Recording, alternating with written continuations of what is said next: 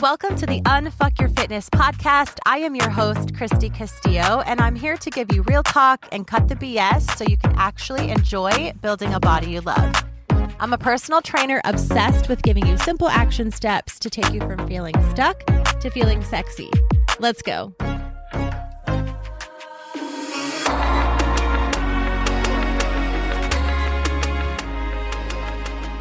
Hey guys, what's up? Welcome to today's episode. I am going to be talking to you about a couple things. I'm going to talk about my journey a little bit into perimenopause, what I've been discovering the last couple months, how I'm feeling, just some thoughts on that. And then I'm going to roll that into the importance of protein, collagen, and building muscle, the importance of consuming protein, consuming collagen, building muscle, and that's going to kind of turn into a discussion about energy balance. And this is all something that I've been toying with, struggling with, going through myself in different ways because of perimenopause, because of changes happening to my body and what that looks like, feels like, things like that. And then also, I always talk about energy balance in different ways with my clients. When a client first comes to me, they're trying to figure out their goals and, what they want that to look like and how to essentially handle things. And what I teach them is a sort of energy balance, whatever that looks like for them. We tweak the amount of energy that they're inputting into their body via macros, calories. And then we also tweak the amount of energy that they're putting out via the amount of cardio that they're doing. We usually cut back on that. We add in more weightlifting for muscle building. And there's a lot that goes into energy balance. And I'm going to talk about that in a little bit of detail today. Not a lot, not a ton, not a shit ton, not an overwhelming amount, but I am going to get into energy balance because it's really, really important. And not only is energy balance important when you're just starting out your journey, but it's been really important for me really, really far into my journey. Like I've been working out for 15, 16 years. And no, that doesn't mean that I've been working out and lifting and training are not the same things, but I've been on a health and fitness journey. Essentially, we all are in one sort of another, but I've been intentionally on one for 15 years and I'm still learning and adjusting my body to things. So I just want to be very transparent in this episode. You are going to have to pivot. And if this is the first episode that you're hearing me, hi, welcome. I'm so fucking glad that you are here. Please go back to other episodes and listen because I am always transparent, but I'm always talking about pivoting and figuring things out for seasons of life that you're in, or literally seasons of the year that we're in. And I'm still going through it. So when I tell you that this is always an ever-changing situation, I'm not kidding. That's not a joke. That's not something that I'm just telling you. I'm telling myself, I'm telling you that I'm still having to change things continuously in my journey. So let's dive in. I am 43 years old. And just for reference, I feel like I'm in the midst of perimenopause. I know that's something it's so misunderstood. And I quite frankly don't understand, obviously, all of it yet since I'm going through it. So I'm just going to share with you my experience. But within the last year, I had gone to the doctor, just my regular medical general practitioner for a yearly, checkup, just to check levels and all the things, just a very, very general checkup. But I mentioned to her, I think I'm in perimenopause. And she asked me why. And I told her some symptoms. And she told me, absolutely not. You're too young to be in perimenopause. That's not what's happening to your body. Basically, you'll be fine, get over it. But if you do want to try something, she pulled up some photos via a Google search on her computer of some medications, I guess, that would help me get through perimenopause. I don't remember what that was. It was a long time ago. And I honestly never looked into them because I was just perturbed.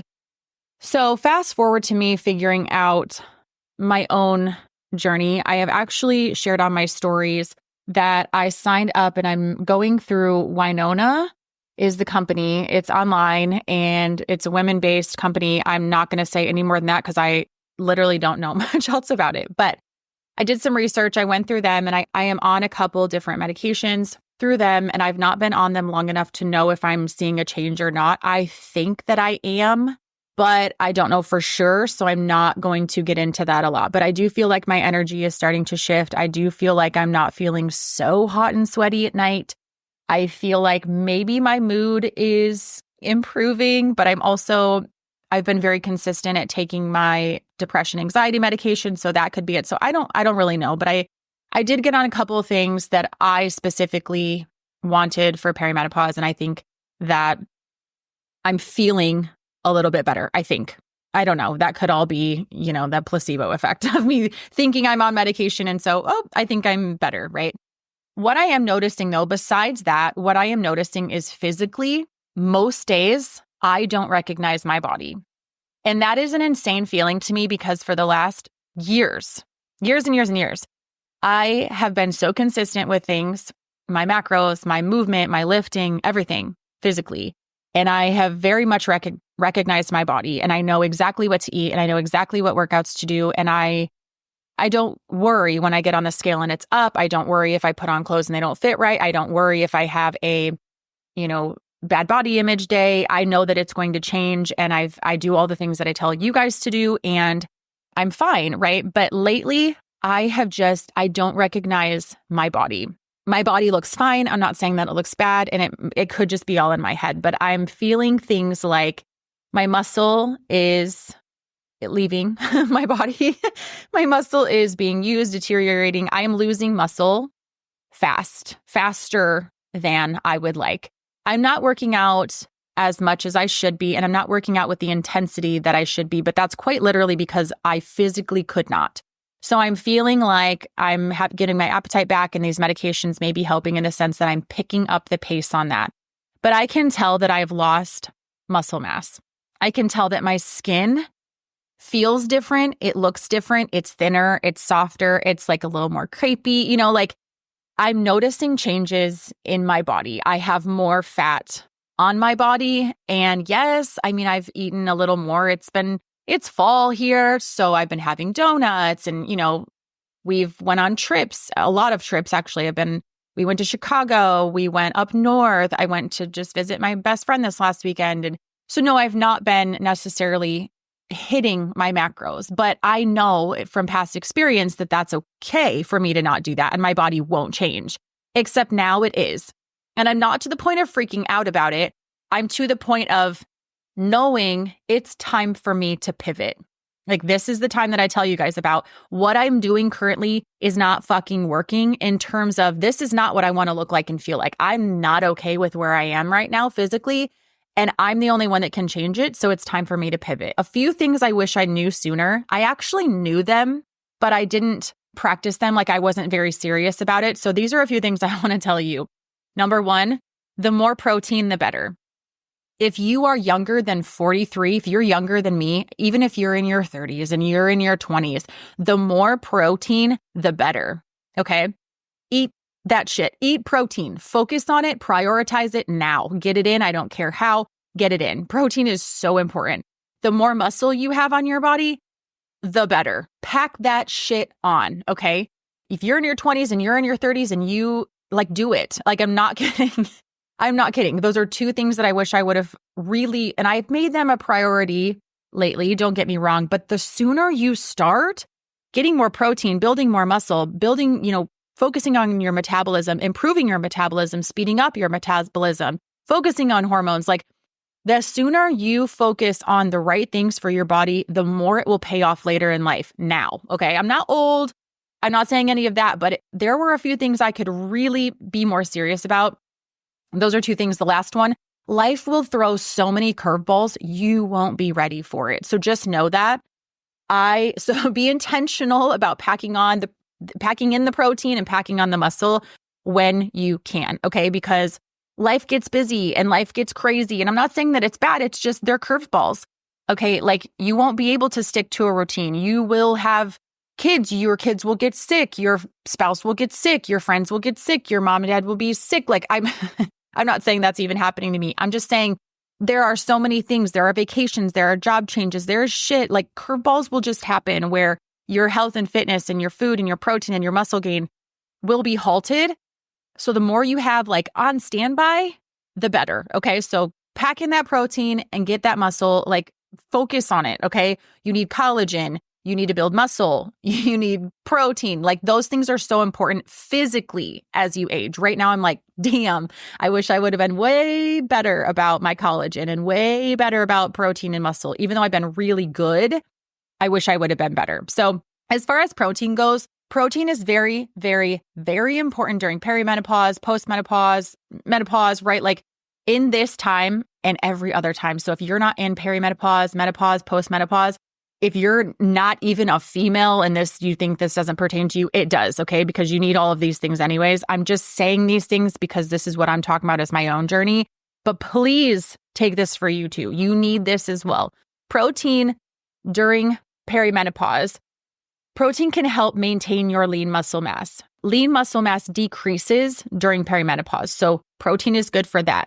Protein can help you manage your appetite. Protein can help regulate your blood sugar levels. Protein can help balance your hormone levels. Protein is essential for skin health during perimenopause and always because it helps maintain collagen levels. As I'm talking about like my skin looking different and feeling different, I know it's going to happen because I'm aging and there's obviously nothing I can do about that and that's fine, but I want to do what I can, right?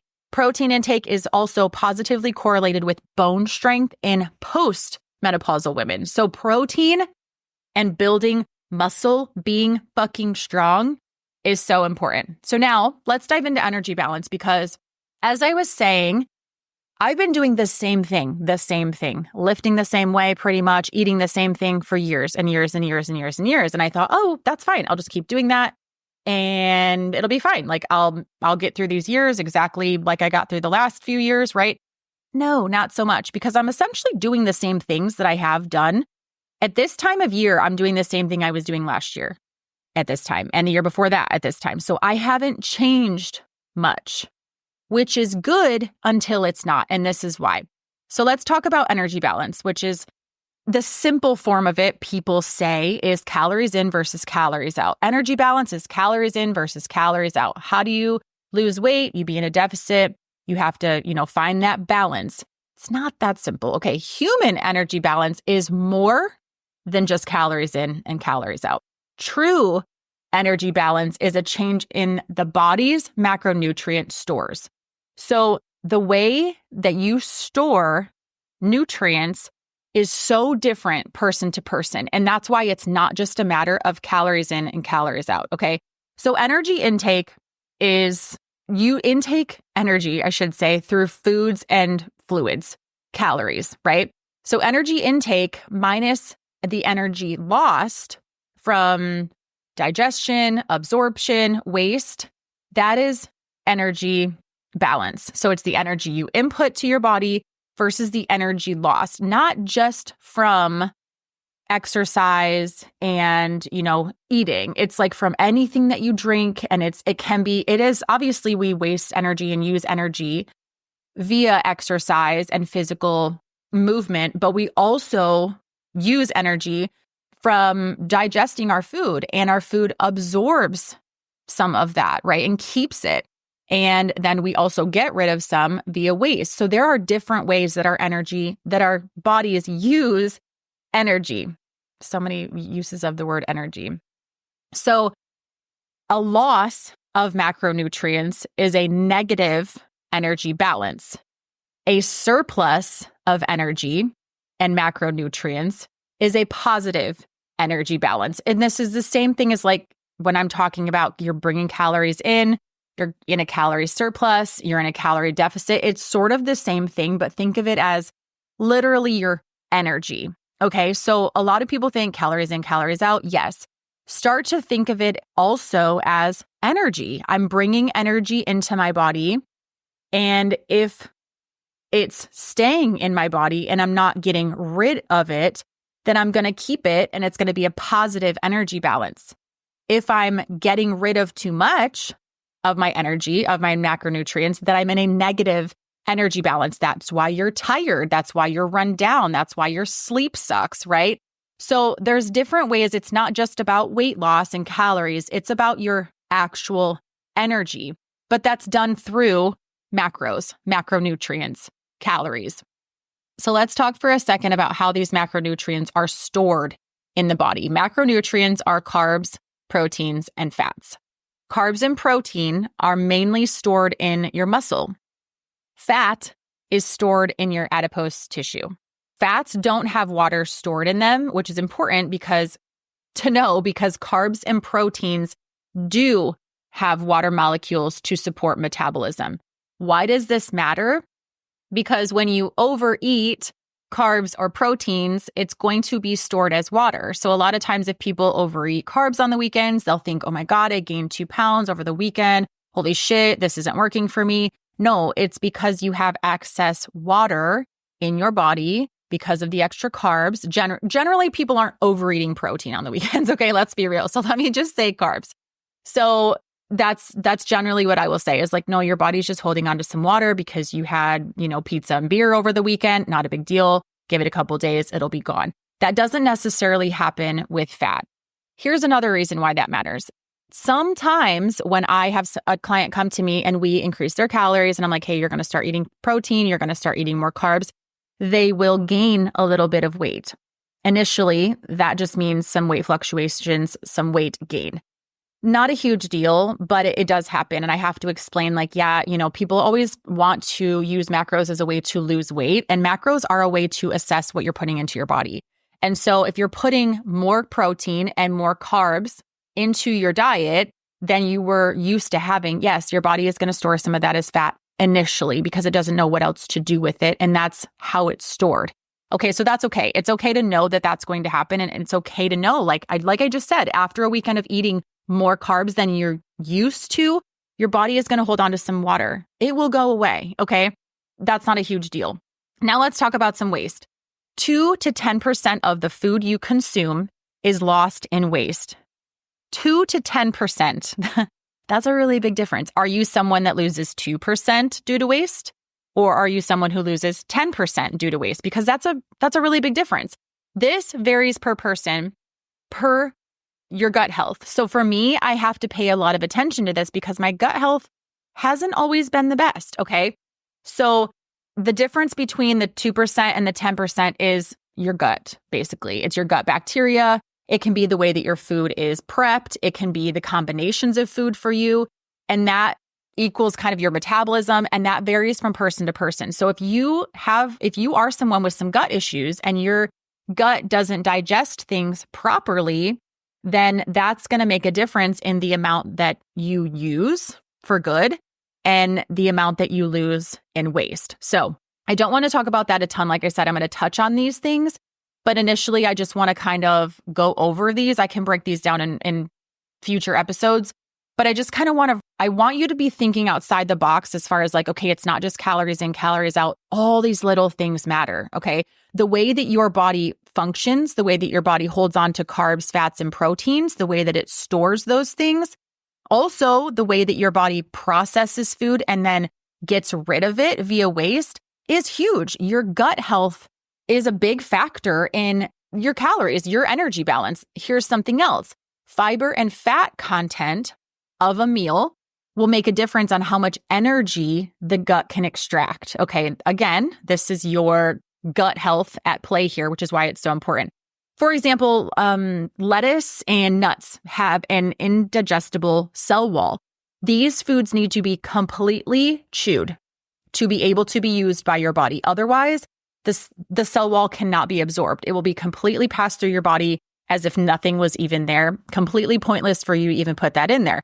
But do you see where that can make a difference is if you tracked those, maybe like you tracked all the nuts that you had in a day, but your body literally passed them through and didn't even absorb them at all, then they didn't really count.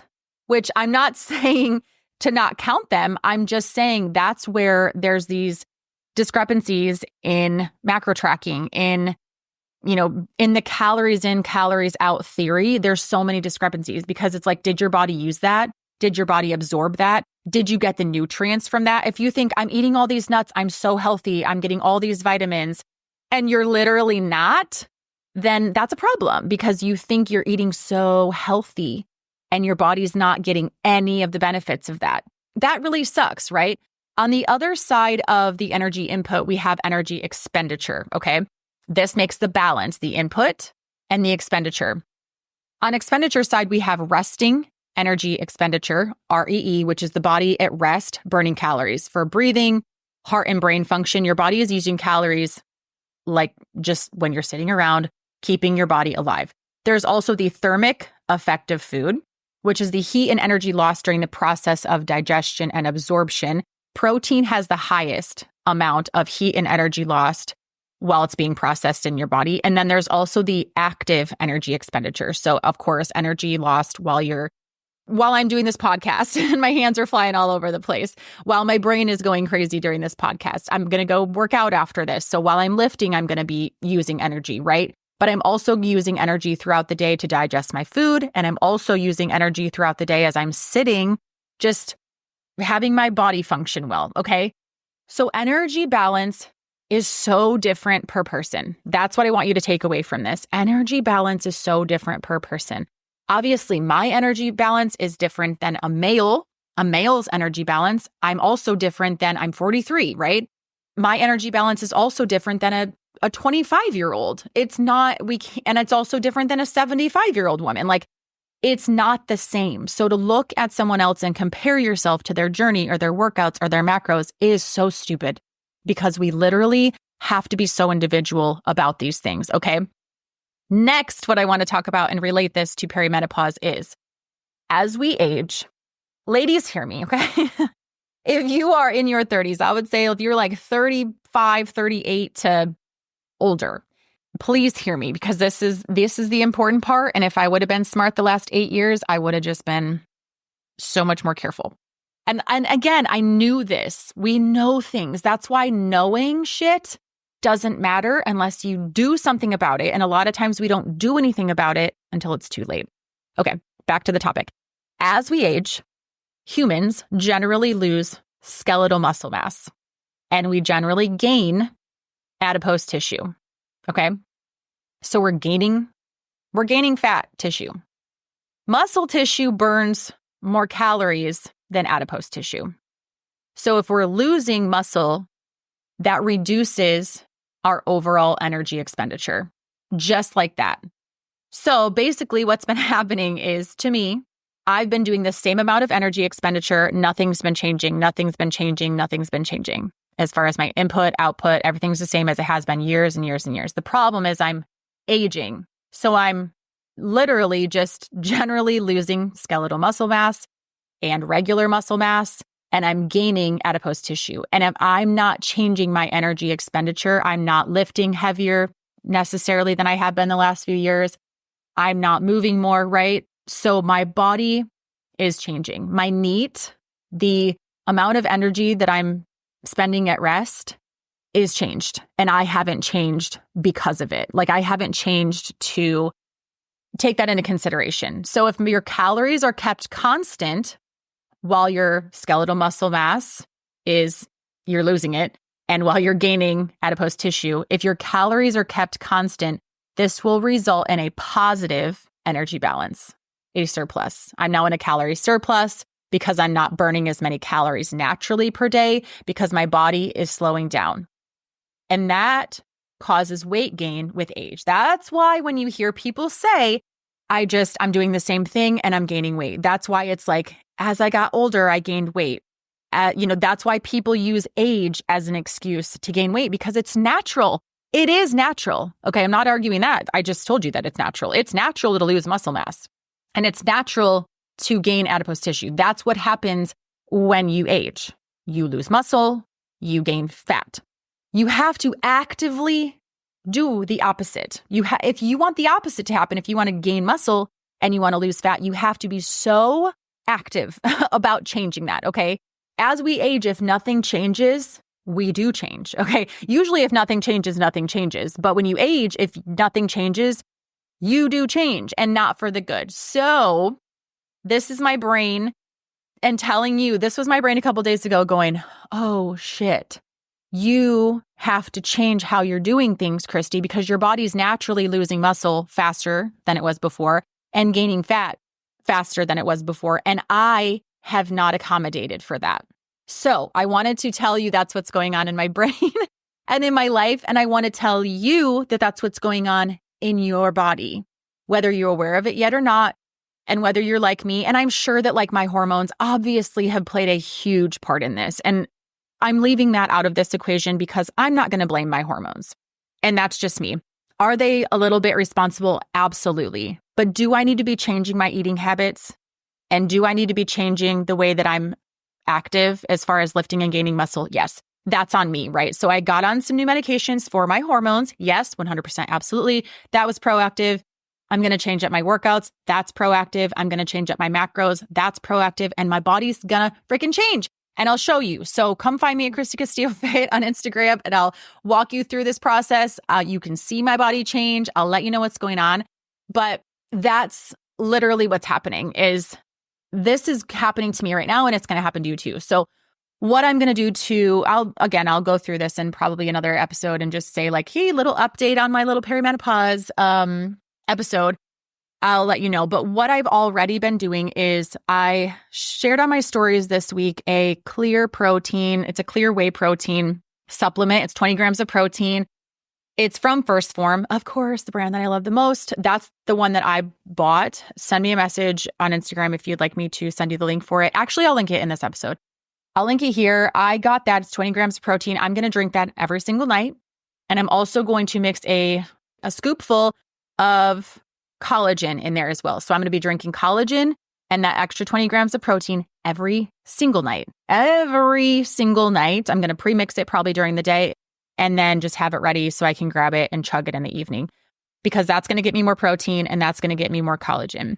I have also dedicated myself to getting 10K steps every single day during the winter, which means I have my walking pad. I will have to bring it inside when it's cold or suck it up and go outside. It doesn't matter. That is something I have dedicated myself to because if I don't change, right, I'll change. So last winter, that really, really worked for me, doing between 8 and 10K a day.